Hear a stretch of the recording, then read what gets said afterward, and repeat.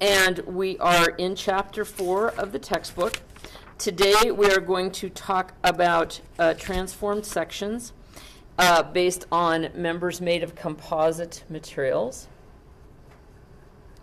And on Monday, October 9th, we will talk about transformed sections involving reinforced concrete. And we'll also spend a few minutes talking about how important reinforced concrete is to the modern world. So today, a composite material. So far in our analysis of pure bending moments, our study of pure bending moments, we have looked at cross-sections of different shapes, but in all cases, we've not really discussed what material those cross-sections are made of. So all that we've really done is assume that the material that we made the cross-section from had the strength to support whatever load we placed on it. So a composite material or a composite section is one that is made up of two or more materials. And we will only talk about ones made of two materials today. And so there are kind of two different scenarios. One is where you have a prismatic cross-section, where you have one material, maybe say aluminum on the top, and a different material, maybe steel on the bottom. The other scenario is where you have a jacketed material, where you have one of the materials in the middle and the other material as a jacket around the material, if it's or on the sides of the material. And then they would be brazed together in some fashion here or here. Okay, now when we do our analysis, we assume that the process of bonding these materials together does not affect the strength of either material. And we also assume that the bond will hold if the materials hold. Well, what happens on something like this? We know that on this type of a cross-section, which is the type we started with, that if we subject it to a bending moment that looks like this, that the top will be in compression and the bottom will be in tension, and that it's a linear relationship through the neutral axis. So this is the maximum sigma negative, this is the maximum sigma plus. All right, if we have a sigma, or if we have a structural member like this, we have to find where the neutral axis is. We can't use symmetry to determine where it is, but we find a similar type of a situation, only now that zero still goes through the neutral axis, not the middle point up and down of the material. Well, when we have something that looks like this, what ends up happening is if one of the material bears stress differently than the other, which is sort of the whole idea, the first material, if we looked at the way it bore stress, might look like this, and we may have shifted our neutral axis either up or down so that this may bear stress in a different method that looks something like this. And so we get a different sort of a profile based upon the different properties of this material. Now, if we have something like this, we basically will just either expand or contract that stress profile, but it's not going to look the same as it would if it were made out of one material or the other. So the question is, and this is a very important engineering question, how do we account for different materials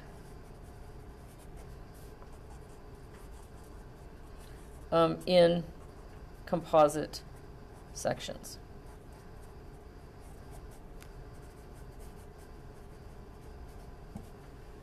right? And the answer to that question is, let me get a different piece of paper here.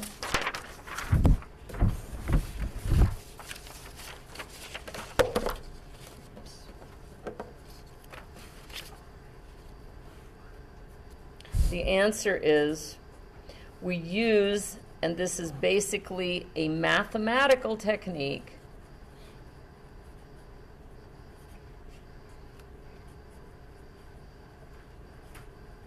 called transform section.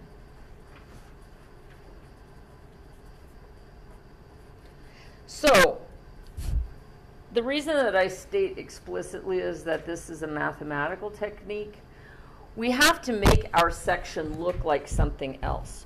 So we artificially draw a different picture that's more like a scale, not a scale, geometrically scaled, but more like a prototype. If you ever take a look, for those of you that have been in fluids, for example, if you look at what a prototype of an airplane and a wind tunnel looks like, the airplane doesn't look geometrically like a small version of the actual airplane, because you have to pick out the factors that are important to the characteristics of that airplane in the wind tunnel and then replicate those. For example, the roughness of the surfaces changes if you have a scaled down model. So the wings may be a different size compared to the fuselage and so forth. So this is kind of what we're doing. We're developing a prototype, a mathematical prototype. I'm going to put that in quotes because it's just a way of thinking of it. But what we find is that the most important characteristic, besides ultimate strength, because if it breaks, once again, we don't have a cross-section, so this whole thing is moot. But the most important characteristic is the modulus of elasticity. In other words, how stretchy each material is.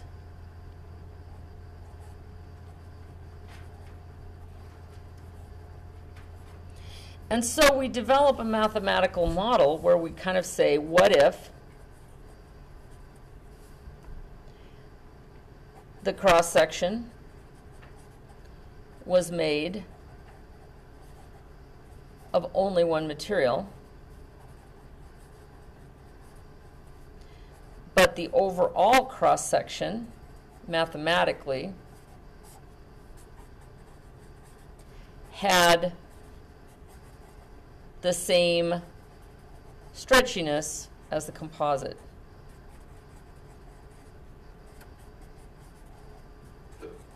And we have to do this geometrically because we can't change the actual material. That would change the design, and it's not the point. We have to be able to design with two or more materials. So the way that we do this is, if we have, I'm going to work with a cross-section that looks like this first. I'm going to give you a couple of examples. Okay? This is from example 4.3 on page 261 of your textbook. And they have a section that looks like this. There are measurements in it and so forth, but I'm just going to leave it like that, where we have a steel core and a brass sleeve. Okay?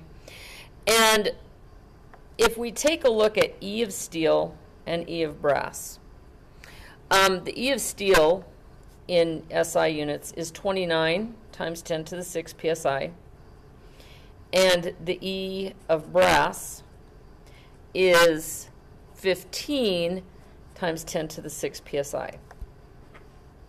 So the mathematical transformation that we use is we basically say, since steel has a larger E, if you remember what that means, sigma, epsilon, larger means that slope is greater. Right? So rise over run. So this might be steel, and this might be brass. So what that means is steel is less stretchy. So in other words, if E is greater, the material is less elastic. I'm going to stop saying stretchy because it's ridiculous. Elastic. Okay? So, in other words, you have to apply more stress to this to make it expand a little bit or to contract a little bit. So what we say is, so how much steel would we have to, if we transform the steel so that it has the same property as brass, how much would we need? And the answer is it's a ratio of the larger E sub modulus of elasticity, in other words, the less stretchy material, the larger modulus, to the more stretchy material, the smaller modulus. So in this case, we have 29 times 10 to the 6 psi over 15 times 10 to the 6 psi, and that number comes out to be just less than 2, 1.933. And because this is in psi and this is in psi, that is dimensionless. All right, so then we draw a picture where originally we were told that this width is 0.75 inches. Well, if we take 0.75 and multiply it by this number, which we call n, we would take that dimension, 75 inches, 0.75 inches multiplied by n, which is 1.933, and we get a transformed width of the steel. The answer is 1.45 inches. So what that means is, when we do our analysis, we can work with a section that has the brass untransformed, but the steel has broadened out a little bit, well, by whatever that factor is, to 1.45 inches, and then we can analyze that transformed section the same way that we would analyze any section that we've been doing so far.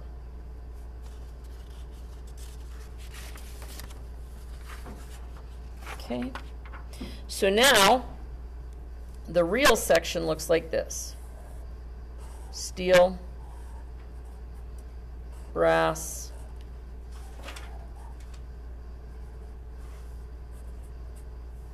this is 0.75 inches, and this is 0.4 inches. But now the transformed section, the brass remains the same, but the steel is bigger by that factor of 1.933. It's 1.45 inches. And this brass is still, because it's untransformed, 0.4 inches. Okay, so now that we've written this mathematical transformation, we can work with this. Well, the good news is it's still a rectangle, so the neutral axis is still in the middle. Okay. And basically, after we've done that, we can find the I of the transform section, which is 1/12 times the base times the height to the third, 1/12 times 1.45 plus 0.4 plus 0.4, so plus 0.8, 2.25 inches, times the height, which remains untransformed. It says it's 3 inches in the book. 3 to the third power, so we can find the I value here. Based on this I value, the book tells me it's 5.063 inches to the fourth. We can then say sigma max is going to be MC over I. So if we know the moment, which we were given in this problem, C is just the distance from the neutral axis to the top of the transform section, divided by I. We get 11.85 KSI. But now, when we want to do sigma max in the brass, that is going to be the correct number, but because we did not transform the brass. But when we want to find sigma max in steel, we have to go back to reality. And in order to do that, we multiply it by n times the calculated sigma max. Here that's 1.933 times 11.85. So sigma max in steel turns out to be 22.9 KSI. All right, so when you have a shape like this, you always transform on the width only if the moment is a vertical moment, which in this case it is, and that's the only geometric scenario that we use. But you need to transform it in order to get the moment of inertia, and you transform it by getting the ratio of the two moduli of elasticity. Okay? Use that to transform the width of this. If you have a jacketed or a sleeved cross-section, the neutral axis is not going to move, which is handy, but sometimes it does move, so that's what we get to see next. Then, based on the transformed moment of inertia, you calculate the sigma max, which is the sigma in the untransformed material. But then you need to calculate it in the transformed material. And if you think about it, once again, you have a higher modulus of elasticity, right? So if you think about it, what that's really saying is the sleeve and the core have elongated the same amount. So you're going to have more stress in the less elastic material. So you have to multiply it by n, or the ratio once again, and then you get the sigma in the other material.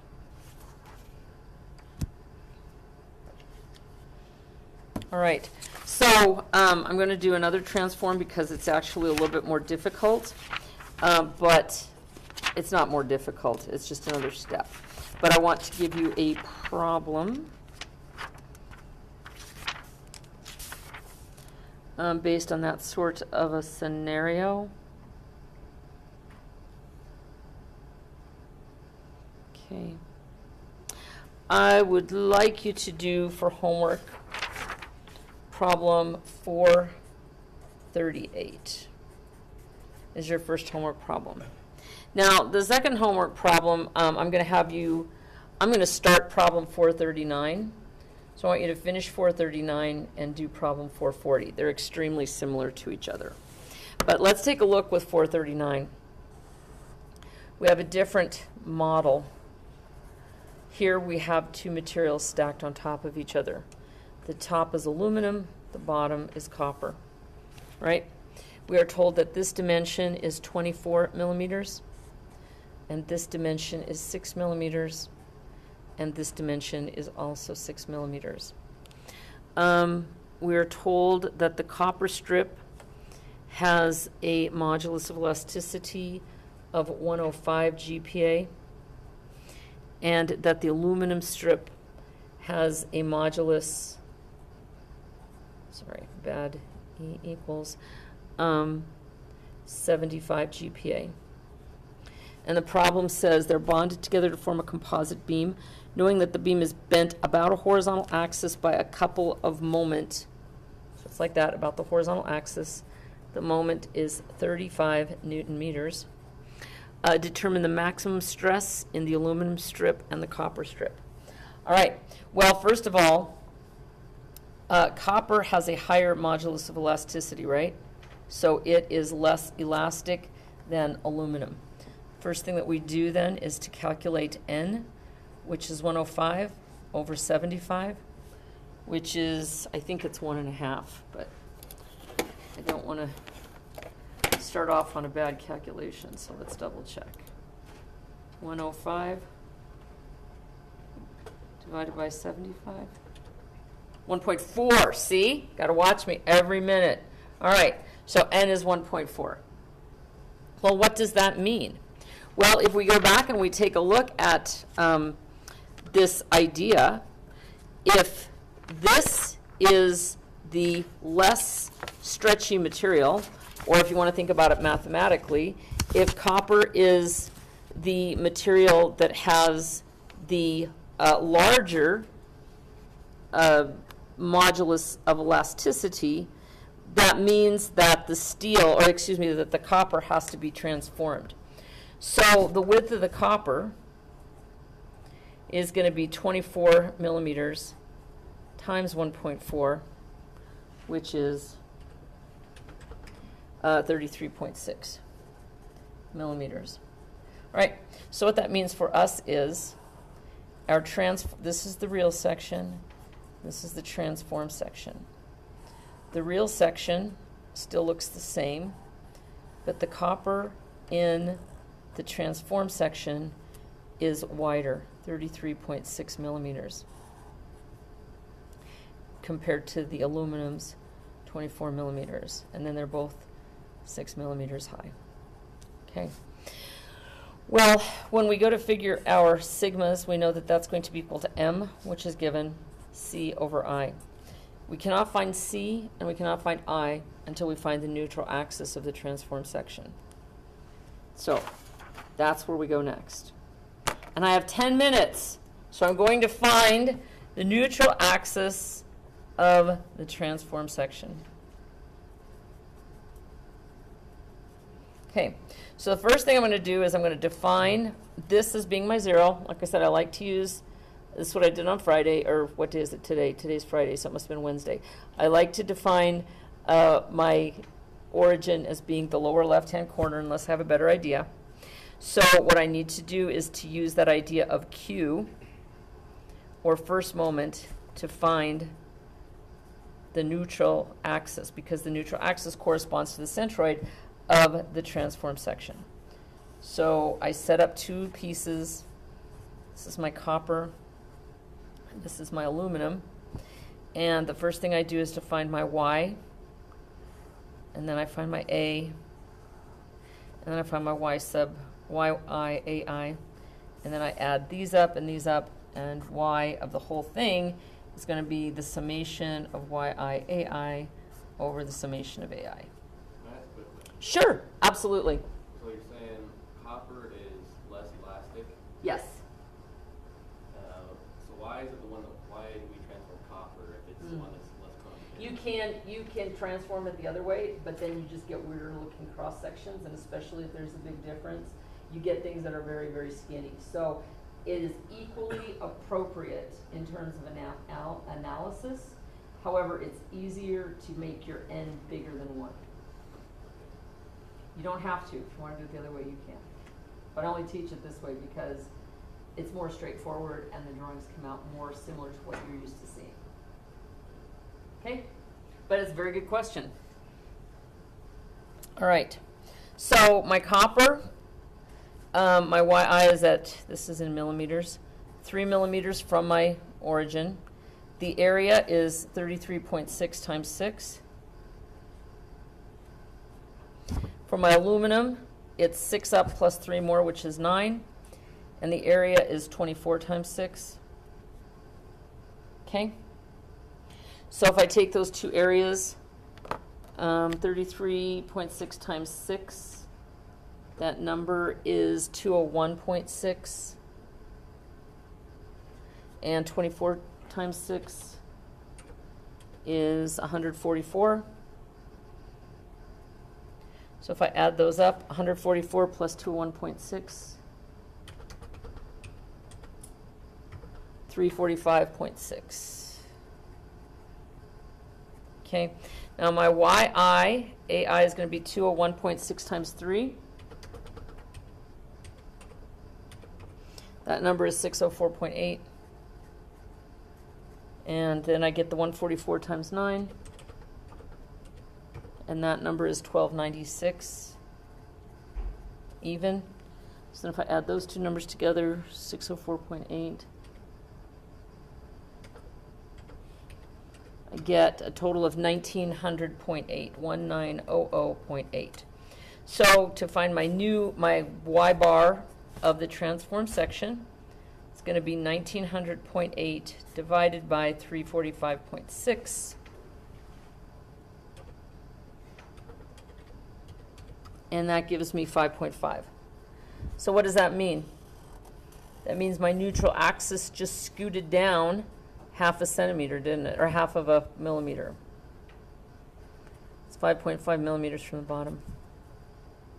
Okay? All right. So now I need to find my moment of inertia based on this neutral axis. And I have to use the parallel axis theorem for both. So first of all, my copper has 1/12 times the transform base times the height to the third power plus A times the distance between the centroid of my copper, which is going to be at 3 millimeters, to the neutral axis of the entire shape, which is at 5.5. So 5.5 minus 3 millimeters squared. There's my copper contribution to my moment of inertia.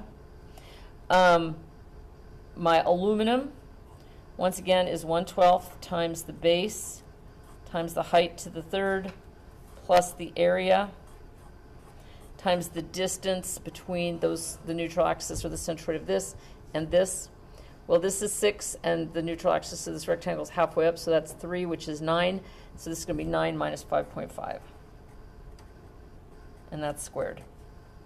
All right, so if I add all 4 of those terms together, I get my I, Y bar of the composite in millimeters to the 4th.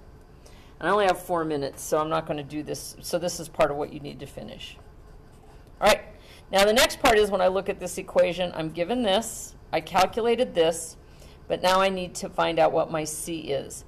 C to the top of the aluminum, which is the one that's going to put it in compression, and that should have a minus outside, is 5.5 to the top. So that's 12 minus 5.5, or 6.5 millimeters. My C down to the bottom of the copper is from here to here, which is just the 5.5 millimeters. Okay? And then you have everything you need to do to find the stresses.